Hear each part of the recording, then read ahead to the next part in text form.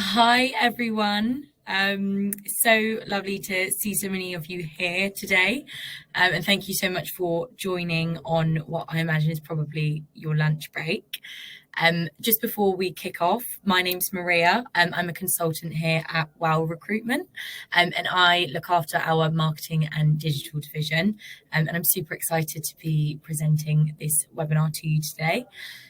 Just a few points before we get started. This webinar will be recorded, so in case there was anyone from your team that wanted to attend and couldn't make it today, don't worry, because we will be sending it out afterwards. And we will be doing a Q&A towards the end. So if you want to ask any questions throughout this webinar, you can pop those in the comments box, and then we'll sort through them as it's going on and answer those towards the end. So of course, this webinar is brought to you from WOW Recruitment. For those of you that don't know us, we are a recruitment agency specializing in marketing, sales, business services, and business support. And our slides will be talking about some of the latest talent insights and trends, and they'll be brought to you by our founder and director, Emily McLeod. We have, of course, partnered with Seek Talent as well, which probably don't need an introduction, as I'm sure most of you do know Seek. But they are, of course, Australia's #1 job posting platform. And their customer success manager, Sean Foreshew, will be talking about some really insightful data and trends. So yeah, I'm conscious that we do only have the hour, so I'll jump straight in and pass you over to Sean. Hello, everybody. Thank you so much for this opportunity from the WOW team to be able to do this webinar with all of you. I'm a customer success manager at Seek, as we just said, and my job is really about helping businesses maximize their use of Seek and their ROI and understand the talent marketplace and how you can get the most out of that. And basically what I help do is help achieve Seek's purpose directly with our clients. So we're going to talk a little bit about today around what's going on, but our purpose is to help people lead more fulfilling and productive working lives and to help organizations succeed. So basically everything that we do at Seek starts with the purpose. Internal projects, everything we do externally, and the purpose reflects the two-sided nature of the marketplace. So candidates and hirers, and we try to balance the interdependencies between both of them. And it's this purpose which guides the long-term strategies and decisions that we make. Ultimately, our aim is to create the best search and the best match experience for both sides of the market, removing friction, noise, wherever possible, and so that candidates can increase their engagement with job opportunities on our platform. So basically, what we're going to start with is a little bit of a market overview around what's been going on the last few years, so we can kind of set the scene a little bit better. Now, as you can see at the top, it says labour demand has cooled, but it's still above pre-COVID levels, meaning candidates should be a little bit easier to find now. So realistically, what we're looking at is a little bit beyond where COVID started, and we're looking at Seek ad volume, which represents demand for labour on the website, which sat at around 150,000 ads on site in 2020. So once we hit COVID, we saw a considerable drop, which you can actually see here, where a lot of those opportunities and jobs went away. And then over the next 24 months, the recovery was so incredible that we reached all-time peaks. So volumes peaked at around 300,000. And since then, we've seen it normalize. But as you can see here, it still is above the pre-COVID level. Now, what makes the trends and the market conditions even more uncertain is that for the first time really since May, we've seen ad volumes increase for consecutive months, creating a little bit of an unpredictable employment landscape. And the Seek data shows that national labour demand has cooled and applications have increased, meaning candidates are a little bit easier to find. However, this could be coupled with low unemployment and candidates increasing hesitancy to change roles due to the economic situation that we're all in, and their increased desire for stability means that the hiring environment remains unpredictable, really. So from here, we're looking at unemployment is back above 4%, but like I've said, is still below the pre-COVID level. So unemployment rose to 4.1% in January, which means the unemployment rate is back above 4% for the first time since 2022 January. And employment barely rose about 500 people in January. Full-time work fell, and the and then rose in part-time, and we're continuing to see this trend, and it's been going on since about mid-2023. So part-time's becoming significantly more common. The total number of hours worked fell about 2.5% month on month, which pushed the underemployment rate from 6.5 to 6.6%. And the proportion of people in the labour force who are either unemployed or underemployed rose from 10.4 to 10.7, up from a low of 9.3 back in November 2022. Now, the picture is essentially blurry here because 1 month's worth of data isn't necessarily statistically relevant, and we like to track things a lot more long term so we can look at trends that are happening within the market. So there was a larger than usual number of people who had a job in January but weren't employed. So this includes people on long-term unpaid leave and people who are waiting to start work, which raises the question of whether employment might bounce back in the next few months. What does this mean for us? Well, really, it's still a very healthy labour market overall. All measures, underemployment, unemployment, participation, etc., are better than they were before February in 2020, right before COVID hit. So the labour market has cooled off a little bit quicker than expected, and the RBA has penciled in a 4.2 unemployment by June.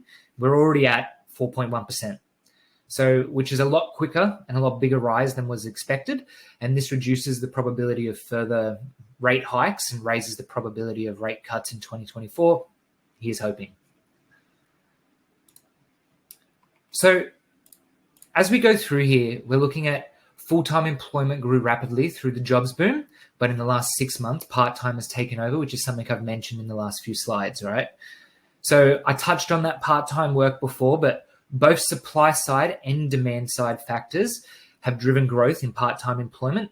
A key supply side factor includes the entry into the workforce of people combining employment with other activities such as education, raising a family, where a demand factor is around cost reduction and reduced demand workload on businesses that hire.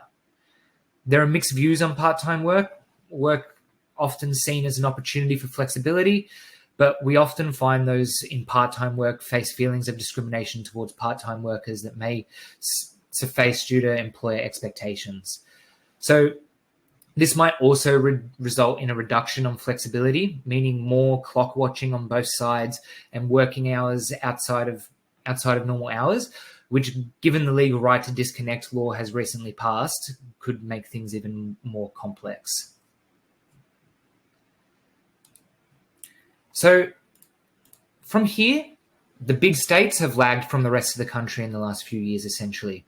If we take a national view of the big states, and ACT has really lagged behind the rest of the country over the last few years. This slide shows job and ad volumes post-2020 or COVID, year on year, month on month. If we take a look at New South Wales, you can see a slight decrease from COVID, or from post-COVID. Work from other regions year on year impact and flatten from December to January. So hopefully we're seeing some stabilization that's been going on recently.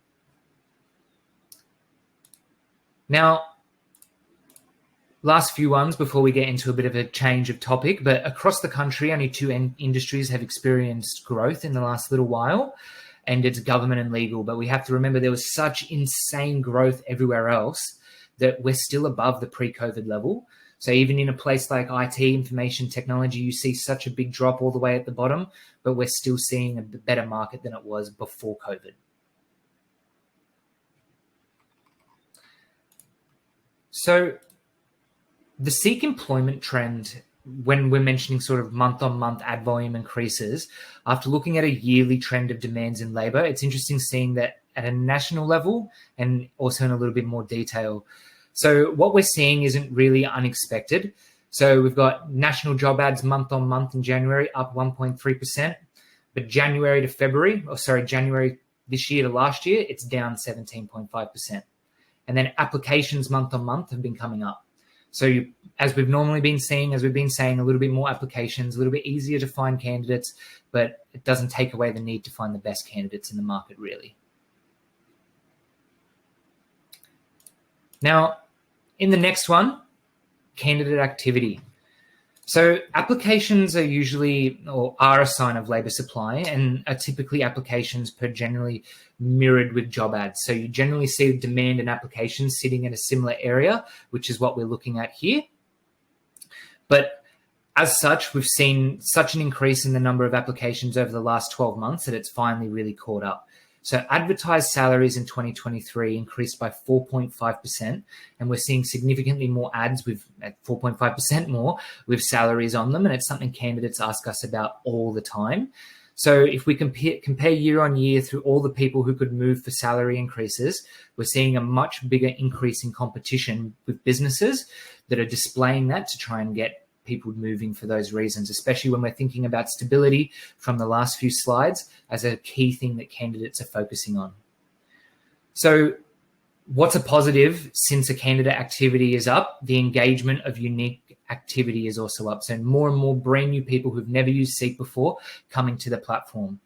Seek invests in technology to drive candidates to adverts. This includes like notifications, nudges, changes in our search capability. And these are the different kinds of things that I spend my time with businesses like Wow, helping them maximize that to be able to find you as many people as possible that fit the business need that you have.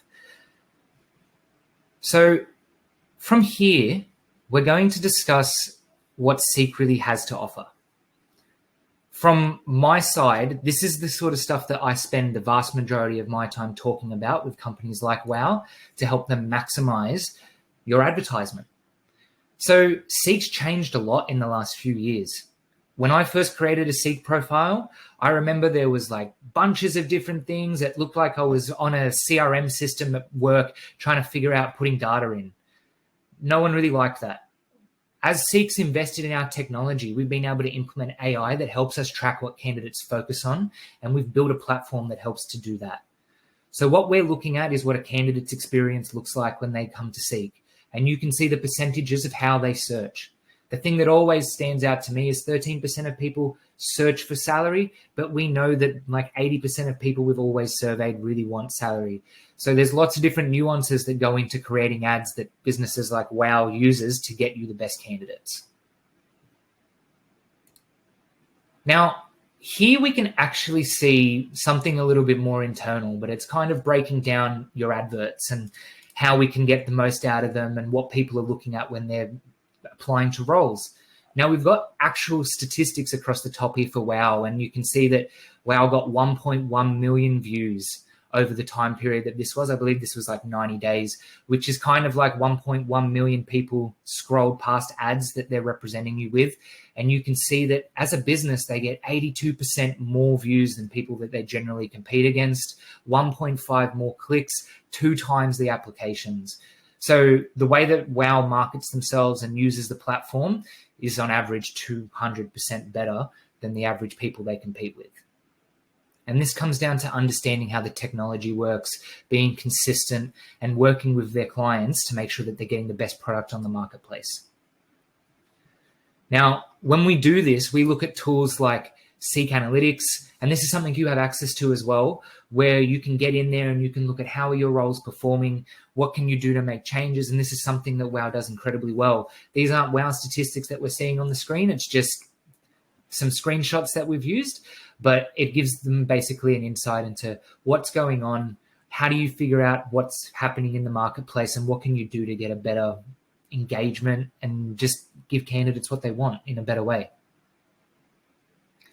Now, these are things that have come out pretty recently, and we've paired this alongside a study called Laws of Attraction. Now, this is essentially a study that is, I believe, the biggest of its kind in the country. And we last did this study last year, and we do it every year, and we get about 9,000 as a minimum people responding. And as you can see, it's candidates looking to change roles in the next 2 years, or they've left a job in the last year, and we're literally asking them, what are you looking for in a job? And businesses can go on to this, find industry-specific candidate demographic information and be able to put that information into ads and consult clients and consult people around what are people actually looking for and be able to move us to more of a consultant landscape. And we refresh this every year.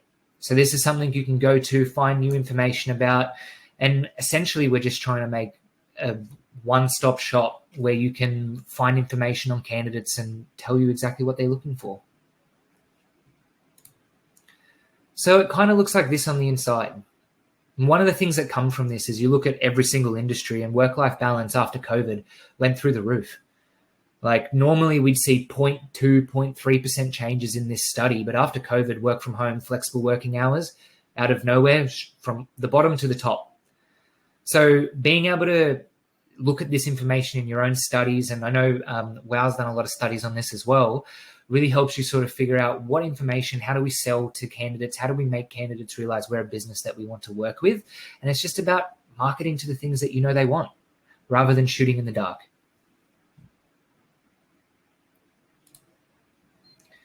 So one of the really interesting things is as the cost of living pressures sort of start to go up, we see people changing jobs in these studies for higher salaries significantly more often. So the total percentage of people changing roles to get a higher salary in 2023 went from 10% to 38%. Right? So going through things like being able to do an annual pay review with candidates and people that are working within your business is something we would always recommend, just to be able to make sure that they feel heard and that they can actually say something about what they're earning and they can make their own choice on that. So to finish up, candidate insights from 2023 is perceptions of job security declined from a peak in 2022, but is still higher than pre-COVID levels.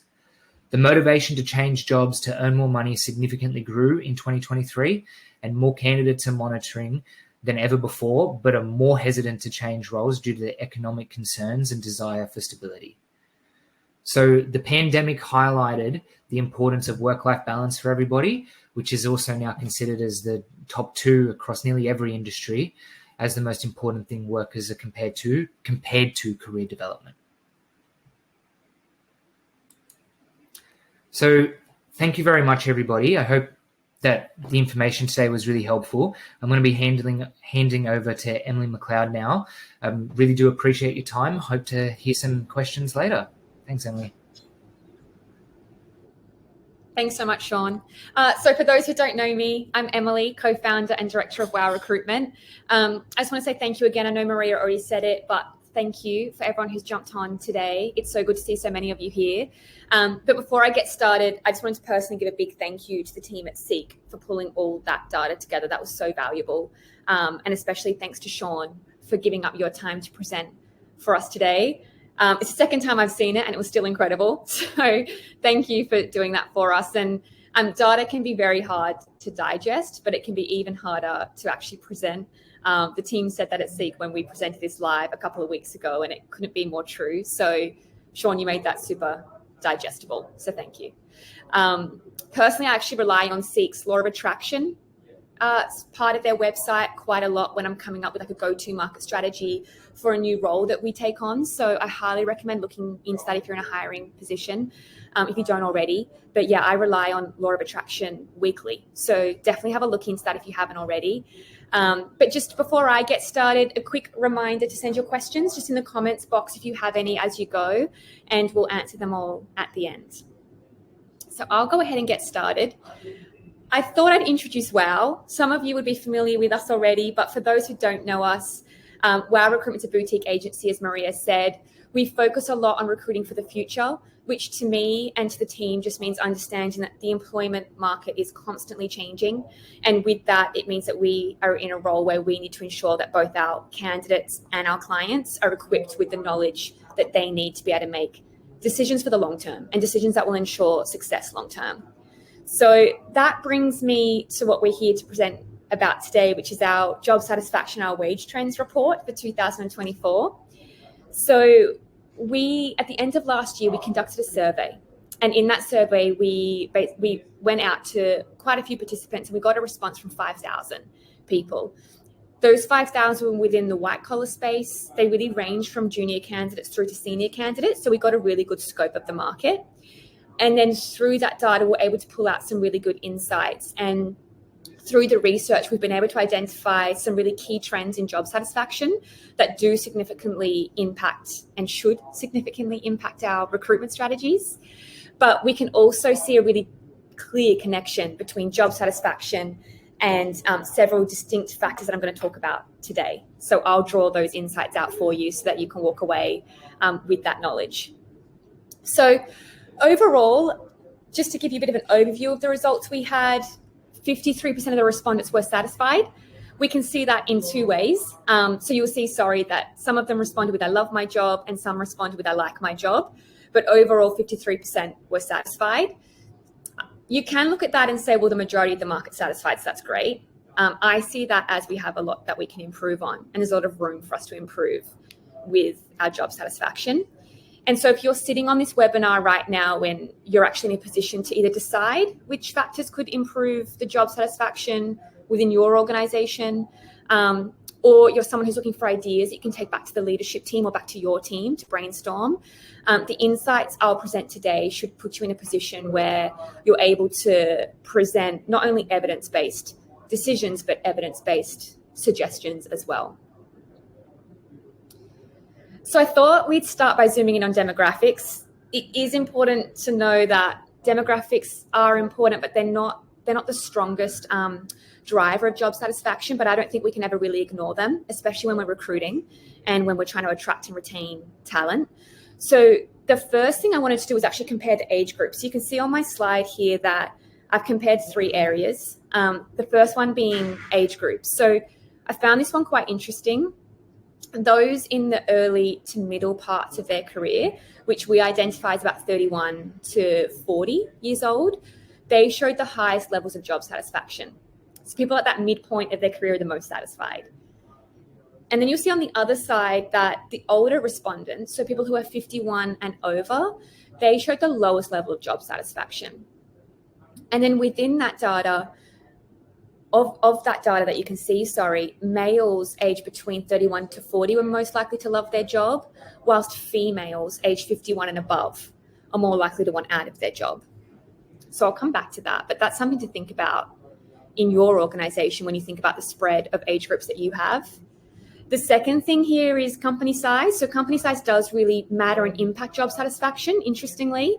So what we were able to see from our data is that organizations that categorize as medium to large, which is a headcount of 101 to 500, that's how we categorized medium to large, they take the lead in job satisfaction, and no other category even came close to their levels of satisfaction. So what we can take from that is that pool of the market is getting it right, and we can look to companies of that size to basically pull ideas from and see what they're doing, because they might have the resources to come up with the, initiatives that we might not have the resources to create. So that's something to note. And then the other thing that I found really interesting was team size matters.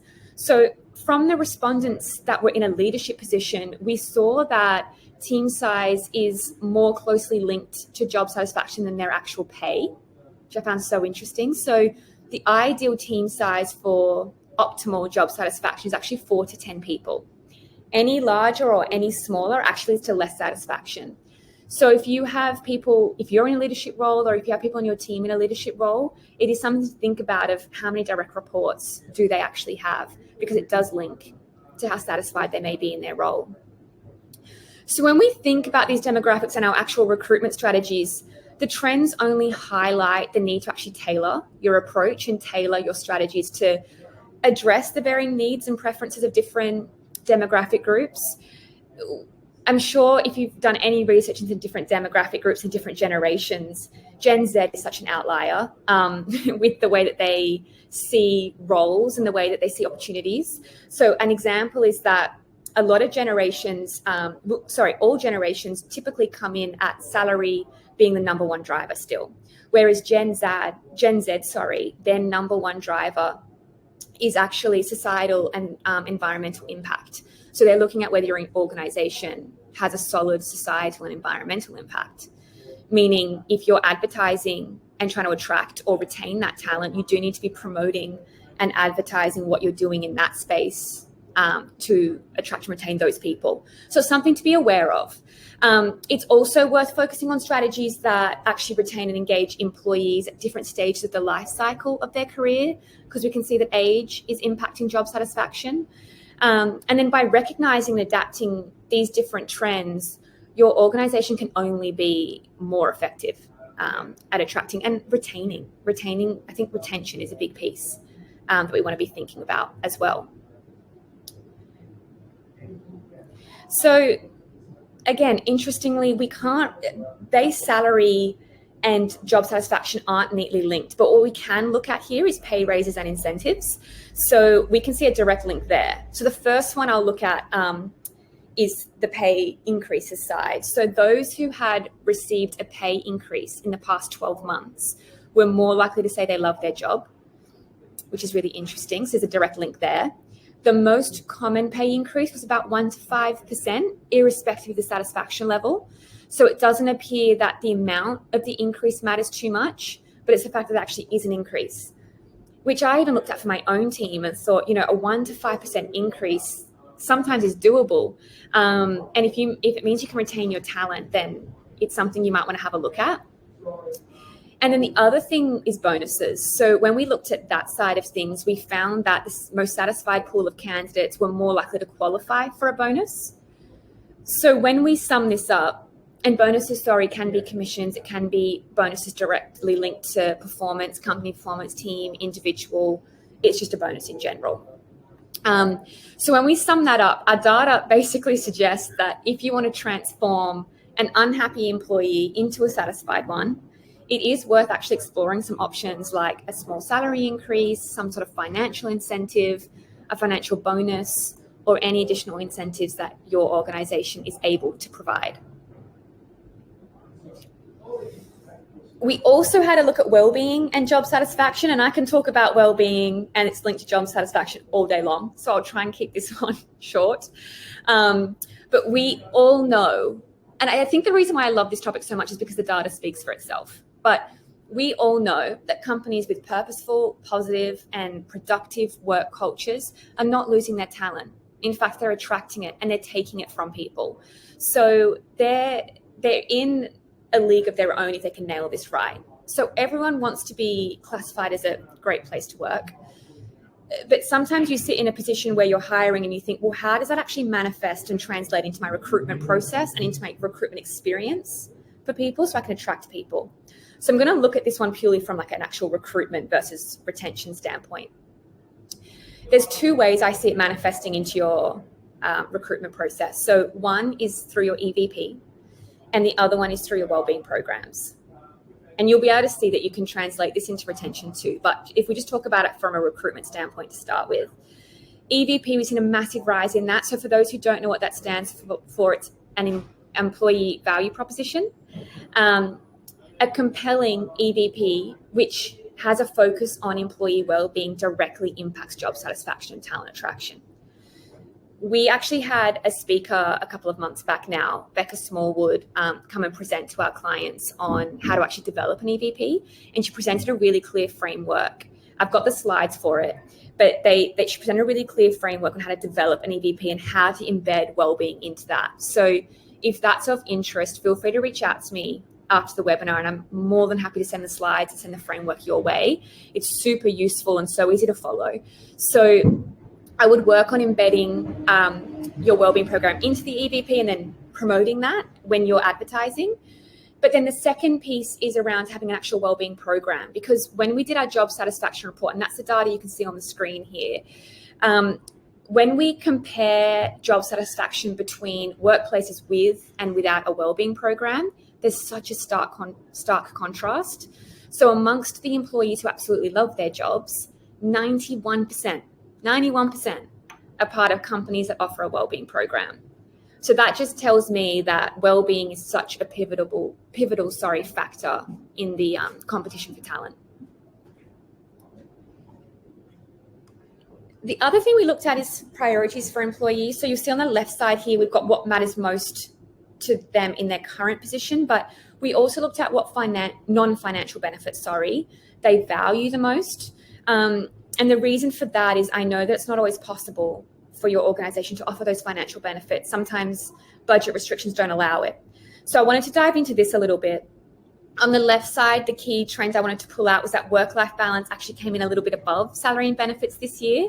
So our findings actually highlighted that the work-life balance piece is a top priority for employees, with just under 50% of our respondents saying that it was the most important thing for them in their current position. And then on the left side, I wanted to draw your attention to the second point that you can see there. And that's on the appetite for upskilling amongst employees. And the reason why I found that data point so interesting is because we still do have talent shortages. And people sometimes go, oh, we had talent shortages a few years ago. We still have them because unemployment is still below pre-pandemic levels. And I know my clients are still struggling with it. And so upskilling and retention have become a key component for a lot of organizations' talent strategies. And so the reason why I like this data point is because we can see that there's appetite for upskilling and development. And if we can see there's appetite for it and there's appetite for people to want to have opportunities for development and to grow within our organization, then it just suggests that this is a really reasonable solution to the talent shortages because we can find the solution within our organization and upskill.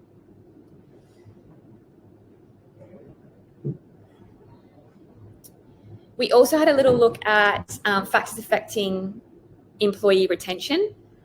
So I might skip past this one just in the interest of time. But we looked at factors affecting employee retention. So there is a sweet spot, which is interesting. We observed a direct correlation between job satisfaction and tenure. So those who love their job are predominantly in their roles for about 3 to 5 years. And those who are ready to quit tend to want to leave sooner. So clients often come to us wanting people to stay long term. And I always say, well, what does long term mean? And some people say, 5 to 10 years. So it's interesting to know that this is the sweet spot for your most satisfied employee. And it does also mean that you want to work towards retaining people for 3 to 5 years because not every organization has that kind of retention. So how do we actually do that? Well, the biggest factor affecting employee retention still comes back to pay. So there's a clear link here. You can see in the data that there's a clear link between respondents who have received a pay increase and those who could see an actual future in their organization. So the ones that actually see themselves staying have had a pay increase recently. And this data was actually a pay increase, just to clarify, in the last 12 months.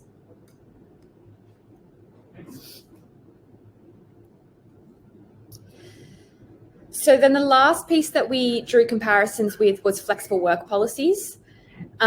This is still a conversation. I keep thinking, when is this not going to be a conversation anymore? We come into every year thinking, okay, we've been out of COVID for a while. And so people still talking about work from home, but they are. This year, we've come back in January and February and found that a lot of organizations are talking about bringing people back. And a lot of people call me and say, we're thinking about bringing everyone back. What do you think of that? Is that going to actually affect our talent attraction and retention? So we did draw the comparisons out on that as well. So our survey found that work from home policies have really become a non-negotiable for most job seekers. Approximately 2/3 of our respondents, so you can see that on the left graph there, approximately 2/3 of respondents actually expressed a really strong preference for roles that offer work from home options. And then we looked at the third that didn't express that. And of the ones that were more willing to go and work on site, which was the other third, their job titles were really ones that inherently require a physical presence. So when you look at that data, it means that it's really become non-negotiable. You can also see on the right side that from our respondents, 80% of them were satisfied with their flexible work arrangements, meaning that the majority of the market are really getting this right. But what that also means that if you aren't, you're competing with the majority of the market who get it right. And so it's a disadvantage to your attraction and retention strategy as an organization if you're not getting it right. And that's what I'm always telling my clients is if you don't have this policy in place, just know what you're up against in the market because 80% of people are getting this right. So in Australia, just to give you a bit more data on that, in Australia currently, as of data that came out at the end of last year from ABS, 75% of employees work from home at least 1 day a week, with many of those having actually 2 days from home a week. So it still seems that 1 to 2 days from home is quite normal, and then 3 to 4 days in the office. And then on top of that, 83% of participants who love their jobs from our survey are actually working from home at least 1 day a week. So that backs that data as well. And we saw as well from Sean's data that he presented that it is still high on candidates' agenda as well.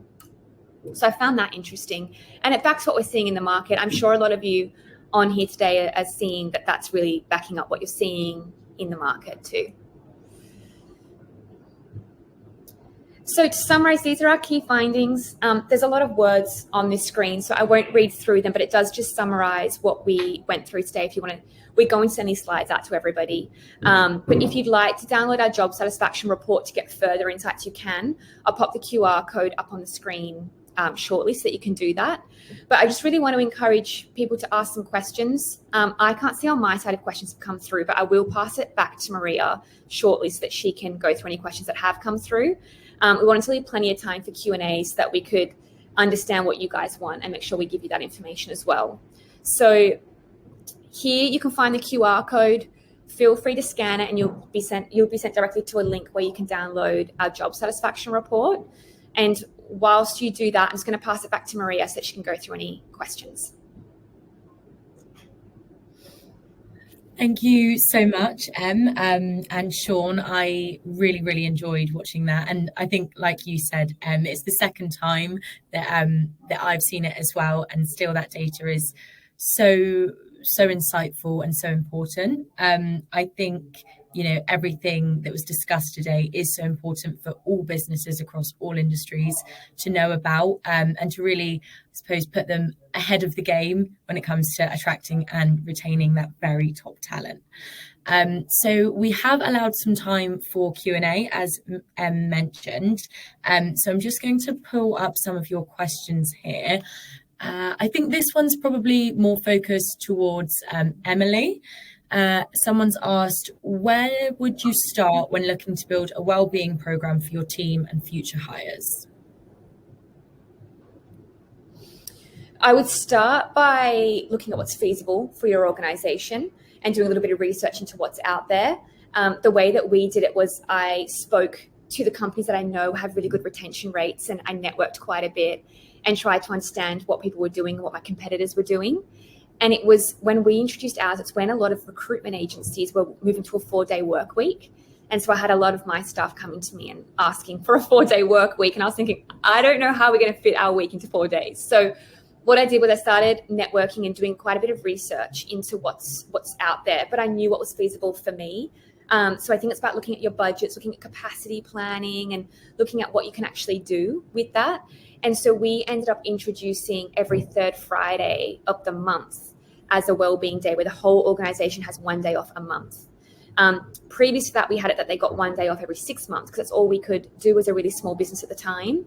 And then as we've grown and as we've developed our infrastructure, it's allowed us to give a little bit more. Other organizations I see, look at suppliers and look at who within their supplier network could, give gym memberships and things like that. So, or if you've got the space to do like a yoga room, just as an example. So I think it's looking about what's feasible for your organization, but also looking at what your staff want. Like mine was very driven by the staff. We did a survey. So surveying your organization and seeing what's important to them. There's no point introducing a wellbeing program that people don't value. So we surveyed our team to understand what they wanted.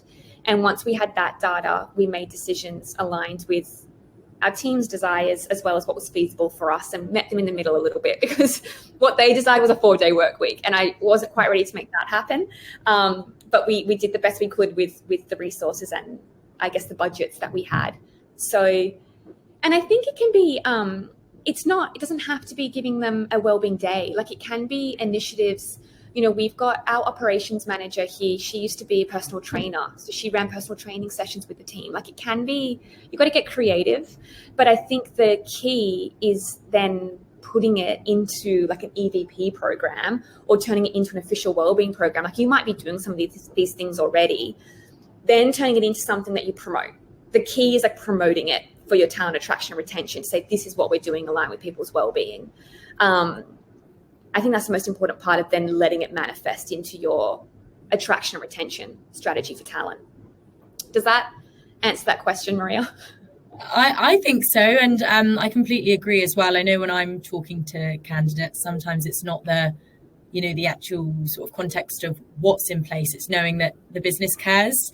So even like you say, if it is on the smaller end, just doing what you can is so important in terms of culture.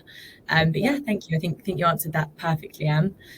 There is actually a question here that I think is probably more targeted towards Sean. It says, in the current economic climate, do you think it's impacting the way that candidates are searching or applying for jobs? Oh, I think you might be on mute, Sean. Can't hear you, Sean. My bad. Most likely, I would say that where we're seeing in the statistics, like that I went over, that 38% of people are moving specifically for higher salaries. They're trying to find something that's going to be like a soft landing where they can go that's going to be safe. It's definitely something that plays a massive part into it. People are just more risk adverse after we have something like the pandemic that happened, and lots of people either were sort of pushed out of roles or they tried to move and there were things that weren't really happening, things would slow down. So we just have to be sort of aware that salary is definitely a key indicator of making people be interested in wanting to make a move like that. And that's something that came out in WOW's study and SEEK's studies and everything that we're seeing.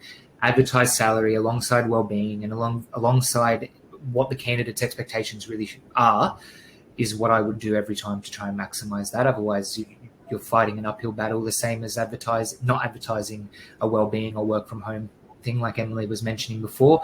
Doing the same thing, ignoring salary, will give you the same problem. I might add into that, Maria, if that's okay. We at WOW, we see a really direct difference, I guess you could say, between if we post an ad that's got salary and then we post an ad that doesn't have salary. We see such a clear difference in how many applications we get. We get way more applications when salary's on there. So it does impact it. And then they're just way more qualified as well, but you've got more of them. So yeah, we see that too, Sean. Yep. For recruitment agencies, if you post an above average salary, I believe it's 70% more engagement on the ad. For corporate businesses, it's 42%. So it really does matter for candidates. Would you buy a product that you don't know the price of? I would probably say no. So same thing for a candidate. Yeah, absolutely. Amazing. So I think we do have time for some more questions. I think this one probably more focused towards you, Em, but obviously if you do have anything to add to it, Sean, that would be great as well. But what do you think the most important aspect of having a retention policy in place is, Emily? A retention policy as in, is someone able to elaborate on that? I'll move on. I don't know, I can't see who's asked it, but what perks or benefits are you seeing in the market as a must-have at the moment outside of flexible working? I think that's a really good question, actually. Yeah, do you want me to pull that back up onto the screen? Because we actually had that in our, it was on this slide. So in terms of what's most important, we've got work-life balance as the number one, salary and benefits as number two, and then a positive environmental and societal impact as number three. Obviously, as I mentioned, when we change across to Gen Z, the positive environmental and social impact actually moves to number one, but this is us looking at the whole market. Then there's flexible work arrangements, professional development opportunities, working with a team. So people seem to be more satisfied if they're part of a team environment versus working solely as an individual or in an autonomous role. And then engaged leaders, and then a profile and external engagement opportunities. So that's that's like the order of what's mattering most in terms of perks and benefits. And then we just pulled out the ones that are non-financial for organizations that aren't in a position to be able to offer something that's financial. So then it's the flexibility, development, additional time off. We put birthday leave in there as an example, just to give you an idea of what that might look like. And then fringe benefits, so wellness programs and free meals at work, things like that. Amazing. Yeah, no, I think it's definitely true as well. When I'm talking to candidates, a lot of people would consider, a drop in pay if those progression opportunities are there as well. So that's really interesting to hear it from the data point of view. I don't know. We might have time for one more question. So I think, Maria, again... I can talk a little bit to retention policy, if it's what I think it is. I just wanted a little bit of clarity to know what exactly they meant. But I can, if it's what I think, which to me would be storing and archiving the data around retention in your organization, actually tracking your retention. I do think that's important because if you know your retention data and you have retention goals in place and metrics in place that you're working towards, not only are you going to be more mindful of what it takes to retain your talent and actually have strategies in place that align with that goal, but also if you've got strong retention as a result of that, or already, but probably as a result of that, then it means you can promote that. And if you can be in an interview with a candidate, or if you can be advertising and saying that your average retention of staff is 5 years, say, it's only going to show that you can retain your talent, which only tells me as a candidate that you look after your employees. So if it's what I think it is, Maria, the importance of it is that you can then use that information to not only achieve the goals, but then promote that achievement as well to further attract talent to come and work with you and further retain, because it just tells a story, doesn't it, if you've got high retention rates? Yeah, absolutely. No, I have actually just had a comment back as well to say that is what they meant. So thank you so much for answering that. So yeah, I think, thank you so much again to both Sean and Emily. Again, such useful information that was discussed today. Like mentioned at the beginning as well, this webinar will be sent around afterwards. So in case you want to look back through anything or send it to the wider team, everything, including the slides, will be sent across. We'll also be sending our job satisfaction and salary survey in a separate document because that goes over a lot of what's been included today in terms of the insights. And it's just a real staple to have to hand if you do ever want to have some insights on that side. But other than that, thank you everyone for attending. Really appreciate people joining on their lunch break. So good to see so many people here. And yeah, hopefully we'll see you all again soon. Thank you. Thank you, everybody. Thanks, team.